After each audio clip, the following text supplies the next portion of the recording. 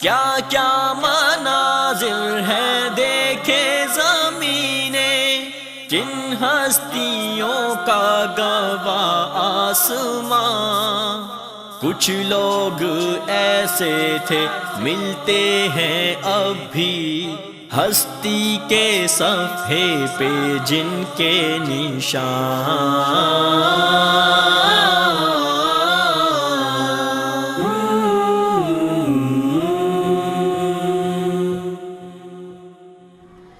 نحمدہ ونصلی علی رسولہ الکریم، اما بعد فاعوذ باللہ من الشیطان الرجیم، بسم اللہ الرحمن الرحیم۔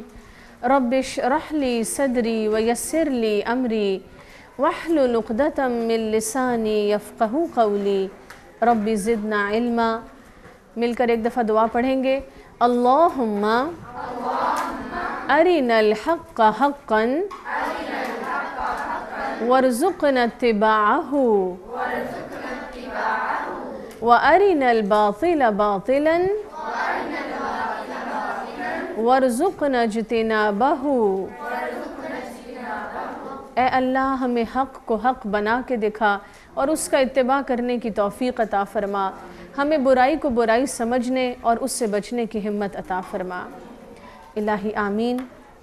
تفسیر کے لیسن شروع کریں گے۔ سورۃ یوسف آیت نمبر 57 تک کی تفسیر ہم نے کی، جس میں اللہ رب العزت نے اس بات کو واضح کیا کہ اللہ تعالیٰ کیسے اپنے نیک، صابر، فرما بردار اور محسن بندوں کے لیے راہیں کھولتا ہے۔ ہم نے تفصیل سے دیکھا کہ ایک محسن انسان میں کیا صفات ہونی چاہیے۔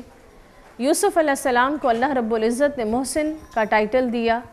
ان کی شخصیت کی کیا صفات ہیں جو سورۃ یوسف کے ذریعے نمایاں ہوتی ہیں، اور وہ صفات ہمیں اپنے اندر پیدا کرنی چاہیے اگر ہم واقعی آخرت کے ساتھ ساتھ دنیا میں بھی ترقی کے دروازے اپنے لیے کھلوانا چاہتے ہیں، اگر ہم حقیقی معنوں میں اللہ رب العزت کی طرف سے رحمت پانا چاہتے ہیں۔ ایک اہم بات لکھ لیجئے کہ اللہ تعالیٰ کی رحمت کو پانے کا واحد طریقہ اللہ رب العزت کی فرما برداری ہے۔ مراد کیا ہے کہ جو شخص اللہ رب العزت کی فرما برداری کے رستے پہ چل رہا ہے، وہ تو جو کچھ حاصل کر رہا ہے وہ اللہ کی رحمت ہے، لیکن اگر کوئی شخص اللہ رب العزت کی نافرمانی میں مصروف ہے اور وہ یہ سمجھے کہ مجھ پر اللہ کی رحمتیں نازل ہو رہی ہیں، تو یہ بہت بڑی غلط فہمی ہے اور شیطان کا بہت بڑا دھوکہ ہے۔ اگر ہم اللہ رب العزت کی طرف سے رحمت پانا چاہتے ہیں، اس کا واحد راستہ اللہ تعالیٰ کی فرما برداری ہے، اور ہمیں اسی راستے پر اپنے آپ کو مستقل مزاجی کے ساتھ چلانا چاہیے۔ آگے چلتے ہیں آیت نمبر 58۔ یہاں سے یہ صورتحال بتائی گئی کہ وہ قحط کا زمانہ جس کی پیشن گوئی یوسف علیہ السلام نے کی تھی، وہ زمانہ آ گیا، اور قحط صرف مصر میں نہیں بلکہ مصر کے آس پاس کے علاقوں میں بھی شدید قحط پڑا، جس کی وجہ سے لوگوں کے لیے کھانے پینے کی اشیاء نایاب ہو گئی۔ یعنی ظاہر ہے کہ جب غلہ نہیں اگے گا، جب پھل سبزیاں نہیں اگیں گی، تو لوگوں کو کھانے پینے کے مسائل درپیش ہوں گے۔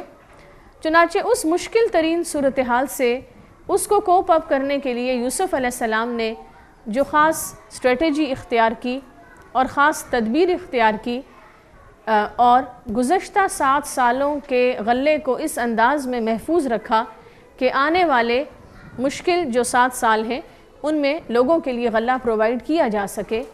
لہٰذا جب قحط کا زمانہ آیا تو یوسف علیہ السلام نے اپنی حکومت کی طرف سے گویا عوام کے لیے اعلان کیا کہ ان کو غلہ گورنمنٹ کی طرف سے پرووائڈ کیا جائے گا۔ اس طرح نہ صرف مصر کے لوگ بلکہ آس پاس کے علاقوں کے لوگ بھی مصر آ کر غلہ لینے لگے، اور یوسف علیہ السلام کی شہرت دور دور تک پھیل گئی کہ اتنی مشکل صورتحال میں مصر کا بادشاہ ہے جو لوگوں کے لیے اس طرح آسانی پیدا کر رہا ہے اور انہیں غلہ مہیا کر رہا ہے، اور ان کی دیگر صفات کی بھی شہرت ہوئی کہ وہ بہت احسان کرنے والے اور ضرورت مندوں کی ضرورت کا خیال رکھنے والے انسان ہیں۔ چنانچہ یہ خبریں جب آس پاس پھیل گئیں تو کنعان کے علاقے سے بھی لوگ آئے۔ کنعان نام آتا ہے اس علاقے کا جہاں یعقوب علیہ السلام رہتے تھے، اور فلسطین کا علاقہ یا فلسطین کے قریب کا علاقہ تھا یہ۔ وَجَاءَ إِخْوَةُ يُوسُفَ، یوسف علیہ السلام کے بھائی آئے، فَدَخَلُوا عَلَيْهِ، اور یوسف علیہ السلام کے سامنے آئے۔ دخلوا علیہ کا کیا مطلب ہے کہ ان کے سامنے ان کو لایا گیا، اور جب وہ یوسف علیہ السلام کے سامنے آئے فَعَرَفَهُمْ، تو یوسف علیہ السلام نے ان کو پہچان لیا، لیکن وَهُمْ لَهُ مُنْكِرُونَ، وہ یوسف علیہ السلام کو پہچان نہ پائے۔ اس کی دو وجوہات بتائی جاتی ہیں۔ علماء نے فرمایا کہ ایک وجہ یہ ہو سکتی ہے کہ اخوان یوسف اپنی طرف سے یوسف علیہ السلام کو کنویں میں پھینک کے اب یہ سمجھ بیٹھے تھے کہ ہم نے یوسف کا قصہ تمام کیا اور اس کو راستے سے ہٹا دیا، اور یوسف تو ختم ہو گیا، اس کا نام و نشان مٹ گیا، اور وہ اس بات کا تصور بھی نہ کر سکتے تھے، یہ بات تو ان کے گمان میں بھی نہ آ سکتی تھی کہ جس بادشاہ کے سامنے وہ آج ایک محتاجی کی حیثیت میں کھڑے ہیں، یہ بادشاہ یوسف ہو سکتا ہے۔ وہ یوسف جس کو کنویں میں پھینک دیا جائے، کیا وہ بادشاہ کے تخت تک پہنچ سکتا ہے؟ لہٰذا وَهُمْ لَهُ مُنْكِرُونَ، ان کے تو گمان میں بھی نہ تھا کہ یہ یوسف ہو سکتا ہے۔ ایک رائے یہ ہے علماء کی۔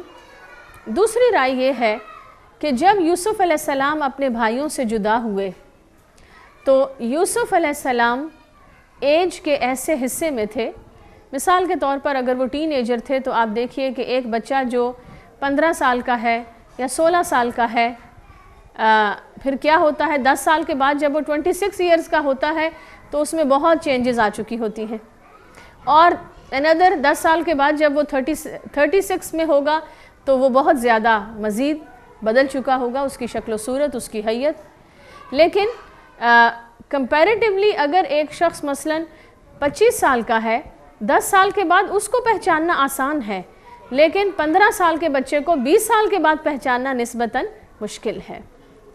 یوسف علیہ السلام اور بنیامین اپنے بھائیوں میں چھوٹے تھے، لہٰذا اتنے زمانے کے بعد یوسف علیہ السلام جس طرح ان میں چینجز آ چکی تھی، ظاہر ہے وہ جوان ہو چکے تھے، پختگی کی عمر کو پہنچ چکے تھے، لہٰذا بھائیوں کے لیے مشکل تھا کہ وہ یوسف علیہ السلام کو پہچانتے۔ البتہ یوسف علیہ السلام اپنے بھائیوں کو پہچان گئے، کیونکہ اس وقت ان کے بھائیوں کی عمر ان سے زیادہ تھی، اور یوسف علیہ السلام نے ان کو پہچان لیا۔ وَلَمَّا جَهَّزَهُمْ بِجَهَازِهِمْ، اور جب یوسف علیہ السلام نے ان کا سامان تیار کروایا، کون سا سامان؟ جو غلہ پرووائیڈ کیا جا رہا تھا، اس سامان کی طرف اشارہ ہے۔ یہاں ان آیات سے یہ بھی پتہ چلتا ہے کہ یوسف علیہ السلام ہر فیملی کو پر ہیڈ پر ممبر کے حساب سے غلہ دے رہے تھے۔ مثلاً یہ کہ اگر ایک فیملی میں 3 افراد ہیں تو مثلاً ان کو 3 بیگز غلے کے دیے جائیں، اگر ایک فیملی میں 10 افراد ہیں تو ان کو 10 بیگز غلے کے دیے جائیں۔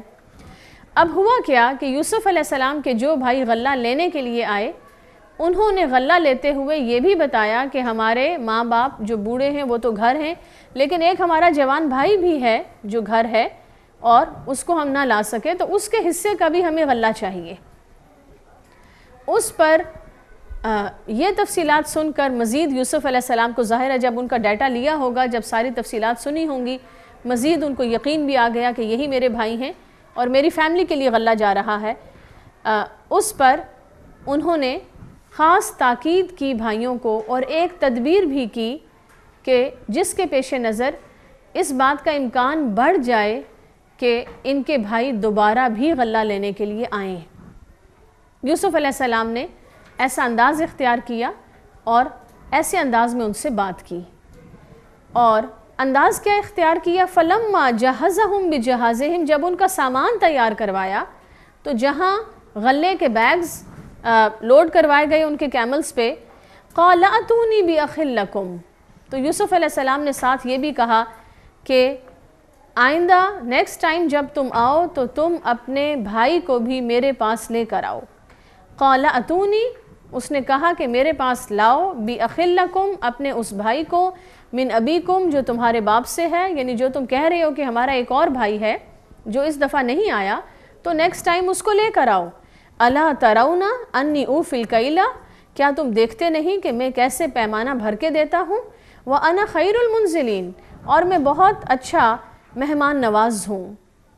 مراد کیا ہے کہ یوسف علیہ السلام نے ان کو انکریج کیا اس بات پر کہ تم اگر اپنے بھائی کو لے کر آؤ گے تو تمہیں مزید بینیفٹس ملیں گے. لہٰذا یوسف علیہ السلام چونکہ یہ بات چاہتے تھے کہ نیکسٹ ٹائم بنیامین ان کے ساتھ آئے، تو انہوں نے اپنے بھائیوں کو خاص تاکید کی. اچھا، یہاں یہ بات کہ میں پیمانہ بھر کے دیتا ہوں، قرآن میں ایک سورت ہے جس کا نام ہے سورت المطففین، 30ویں سپارے کی سورت ہے. مطففین کا مطلب ہے وہ لوگ جو کسی کو چیز دیتے ہوئے کم دیں، ڈنڈی ماریں، ناپ تول میں کمی کریں، اور جب اپنی باری آئے، لینے کا وقت آئے تو کیا کریں؟ پورا پورا لیں. دیتے ہوئے کم دیں، لیتے ہوئے پورا پورا لیں. اس کی مثال بالکل ایسے ہے کہ جیسے ایک شخص 100 روپے کی چیز بیچ رہا ہے، اور 100 روپے کی چیز اگر اس نے 50 گرام چیز دینی ہے تو وہ کیا کرے؟ 100 روپیہ تو پورا پورا لے لے، اور دیتے ہوئے 50 گرام کے بجائے 40 گرامز دے. تو اب اس نے کیا کیا؟ قیمت تو پوری وصول کر لی، اور دیتے ہوئے اس نے یہ نہ سوچا کہ پورا پیمانہ بھر کے دینا بھی میرا فرض تھا. اسی طرح روزمرہ زندگی کے معاملات میں حقوق اور فرائض. اب یہ بات لکھ لیجئے، نوٹ کر لیجئے کہ جو حقوق ہیں وہ کیا ہیں؟ جو انسان یہ سمجھتا ہے کہ مجھے ملنے چاہیے، میرا یہ حق ہے. اور دوسری طرف فرض کیا ہے؟ جو ہماری ڈیوٹی ہے، جو ہم نے دینا ہے. تو ہم لیتے ہوئے یہ کہیں کہ ہمیں پورے حقوق ملنے چاہیے، اور دیتے ہوئے ہم کہیں کہ نہیں، ہم سے تو فرائض پورے نہیں کیے جاتے، تو یہ بھی متففین میں شامل ہونے والی بات ہے. یہ طرز عمل بھی ناپسندیدہ ہے. کہاں کہاں انسان حق تلفی کرتا ہے؟ نمبر 1، اولاد ہونے کے ناطے والدین سے پورے حقوق لے لینا. ماں باپ نے پرورش بھی کی، جان بھی ماری، وقت دیا، مال خرچ کیا، سب کچھ کیا، اور جب دینے کی باری آئے، کیا دینا ہے اولاد نے والدین کو؟ ایک بات تو ہمیشہ اپنے ذہن میں رکھیں کہ اولاد کبھی بھی والدین کا حق اس طرح ادا نہیں کر سکتی. جو قربانیاں والدین نے کی، کبھی بھی اولاد اس کے پیرلل عمل نہیں کر سکتی، ان چیزوں کو کمپنسیٹ نہیں کر سکتی. اور اس کے باوجود، یعنی اتنا بڑا مقام و مرتبہ ہے والدین کا، اس کے باوجود جو تھوڑا بہت بھی ہم دے سکے، مثلاً کیا؟ احترام دینا والدین کو، ان کی رسپیکٹ کرنا، ان کو محبت دینا، ان کی خدمت کرنا. اور وہاں اگر ہم کمی کر رہے ہیں اور اپنے حقوق لیتے ہوئے ہم کہیں ماما آپ کو تو ایسے کرنا چاہیے، ایسے نہیں کرنا چاہیے، اور فلاں کی ماما کو دیکھیں اور فلاں کے پیرنٹس کو دیکھیں، یعنی حقوق لیتے ہوئے ہم کیا کریں؟ اپنے والدین کو مثالیں دیں کہ آپ ہمیں اس سے بھی بڑھ چڑھ کر دیں، اور جہاں فرائض ادا کرنے کا وقت آئے وہاں ہم ڈنڈی مار جائیں. وہاں ہم یہ نہ دیکھیں کہ ہم سے زیادہ کون لوگ ہیں جو اپنے والدین کے خدمت گار ہیں، ہم سے زیادہ والدین کے جو فرما بردار ہیں، ہمیں ان کو اپنے لیے اگزامپل کے طور پہ سیٹ کرنا چاہیے. پچھلے دنوں میری ایک فرینڈ بات کر رہی تھی اپنے بچوں کی، تو مجھے ان کی یہ بات بہت اچھی لگی. وہ کہنے لگیں کہ بیٹے نے شاید کوئی ایسی بات کی کہ فلاں کے پاس ایسی گاڑی ہے اور ہم بھی ایسی کوئی چیز لیں، کچھ اس مفہوم کی بات تھی. تو کہنے لگیں کہ میں نے اپنے بیٹے کو کہا کہ بیٹا یہ نہ سوچو، بلکہ یہ سوچو کہ اس دنیا میں ایسے بھی بیٹے ہوں گے جو رات کو سونے سے پہلے اپنے ماں باپ کے پاؤں دبا کے سوتے ہیں. تو اس معاملے میں نظر رکھو کہ کیا تم ان جیسے ہو. ہم صرف یہ دیکھتے ہیں کہ کسی کی گاڑی بڑی ہے یا گھر بڑا ہے، کیا ہم ان جیسے ہیں یا نہیں، اور ہم یہ نہیں دیکھتے کہ جو نیکی اور خیر میں آگے ہیں کیا ہم ان جیسے ہیں. تو الحمدللہ اللہ ان بچوں کو صدقہ جاریہ بنائے. وہ کہنے لگی کہ اس دن کے بعد میں نے نوٹ کیا کہ وہ بچہ رات کو سونے سے پہلے اپنے باپ کے پاؤں پریس کرتا ہے، اور زیادہ ہمبل ہو گیا، یعنی یہ بات اس نے اپنے دل میں بٹھائی، یہ بات اس نے اپنے ذہن میں رکھی کہ میں جو ہر وقت یہ کمپیئر کرتا ہوں کہ کس کے باپ کی گاڑی بڑی ہے اور کس کا گھر بڑا ہے، تو مجھے یہ کمپیئر کرنا چاہیے کہ اگر دنیا میں اولادیں ہیں ایسی کہ جو اپنے والدین کی زیادہ فرما بردار ہیں تو میں ان کو فالو کروں۔ لہٰذا ہمیں متففین میں شامل نہیں ہونا، ہم نے ڈنڈی نہیں مارنی، ہم نے اپنے والدین سے صرف حقوق نہیں لینے، فرائض ادا کرنے ہیں اور والدین کا فرما بردار بننا ہے۔ اسی طرح نمبر 2، بہن بھائیوں کے حقوق۔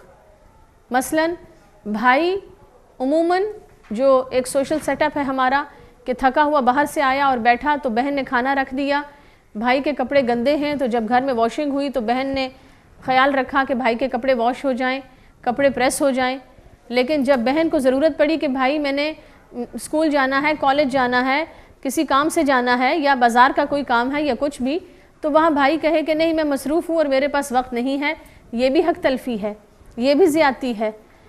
لہٰذا بہنوں کو بھائیوں کا اور بھائیوں کو بہنوں کا خیال بھی رکھنا ہے، اور جو شخص صرف اپنے حقوق کی بات کرتا ہے اور فرائض ادا نہیں کرتا تو یہ چیز اس کے اندر خود غرضی پیدا کرتی ہے، ایسا انسان سیلفش ہو جاتا ہے۔ نبی اکرم صلی اللہ علیہ وسلم نبوت سے پہلے بھی مکہ میں صادق اور امین کے لقب سے معروف تھے۔ صادق سچا انسان اور امین امانت دار، اور امانت داری صرف مالی معاملات میں نہیں، حقوق و فرائض کے معاملات میں بھی، صرف اللہ رب العزت کے حقوق نہیں، بندوں کے حقوق کی ادائیگی میں بھی۔ یہ تمام انبیاء علیہ السلام کی ایک صفت ہے کہ وہ تمام معاملات میں عدل اور انصاف پر مبنی فیصلے کیا کرتے تھے، اور یہ ناانصافی ہے کہ انسان لیتے ہوئے پورا لے لے اور دیتے ہوئے ڈنڈی مارے۔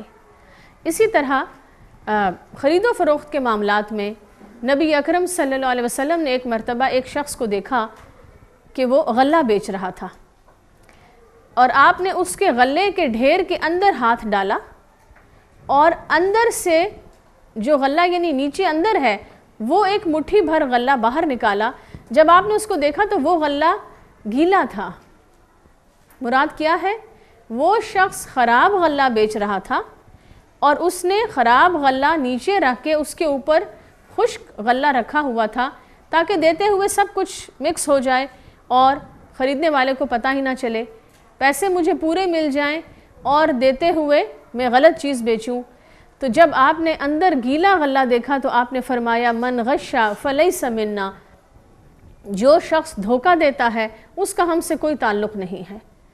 لہٰذا معاملات کی ادائیگی میں، خواہ وہ خرید و فروخت کے معاملات ہوں، خواہ وہ حقوق و فرائض کا لین دین ہو، ہمیں اس اصول کو ذہن میں رکھنا چاہیے جو یوسف علیہ السلام کا اصول تھا، الا ترون انی اوفی الکیل، کیا تم دیکھتے نہیں کہ میں پیمانہ بھر کے دیتا ہوں، یعنی کوئی ناانصافی نہیں کرتا، کوئی دھوکے بازی نہیں کرتا، وَأَنَا خَيْرُ الْمُنزِلِينَ، اور میں بہت اچھا مہمان نواز ہوں۔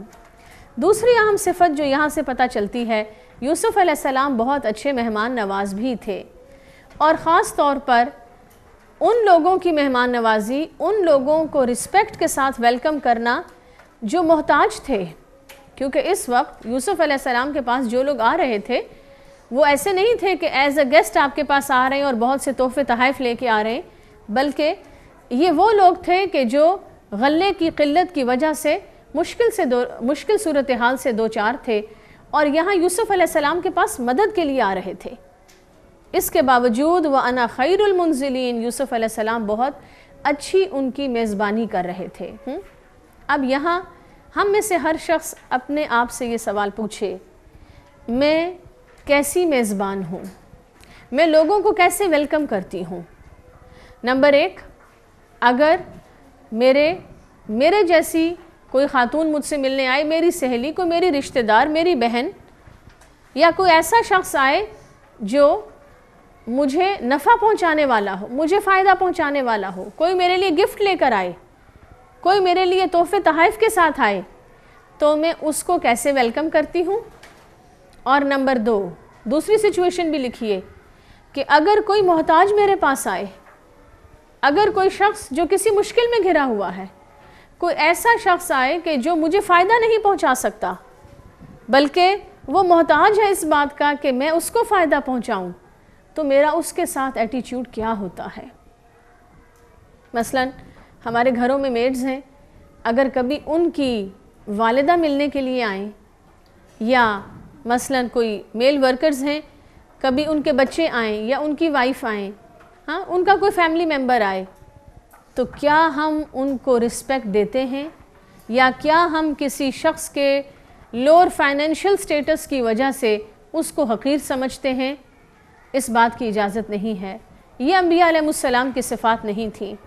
یہ ایک محسن بندے کی صفات نہیں ہیں.